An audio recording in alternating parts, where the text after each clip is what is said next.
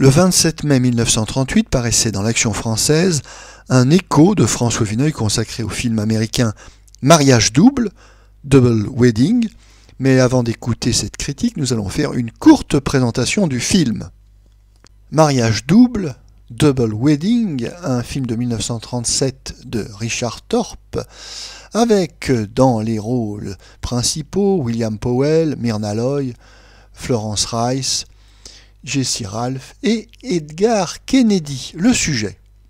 William Powell et Florence Rice sont fiancés depuis 4 ans.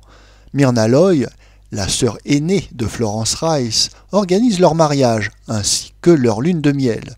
En fait, Myrna Loy planifie toute leur vie, jusqu'à la composition de leur petit déjeuner.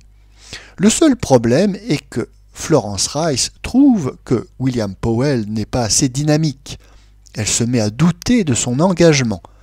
Afin de le stimuler, elle lui fait croire qu'elle s'était prise d'un autre homme, Charlie, un artiste bohémien qui vit dans une roulotte.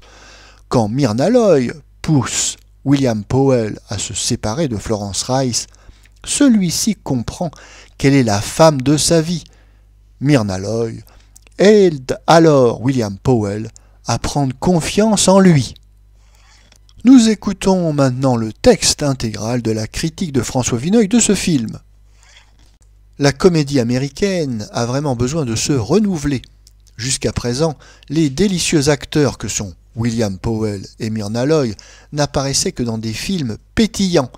La dernière création que croit devoir leur imposer Hollywood est assez affligeante. À la 10e réplique, on peut déduire non seulement le dénouement, mais tout le déroulement de Mariage double. Nous savons bien que dans tous les films où M. Powell et Mme Myrna Loy ne sont pas encore mariés au prologue, on célébrera leur union à la fin.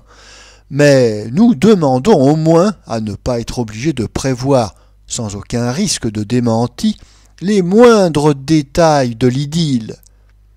On a parsemé d'une fausse fantaisie, fort lourde, cet ennuyeux scénario.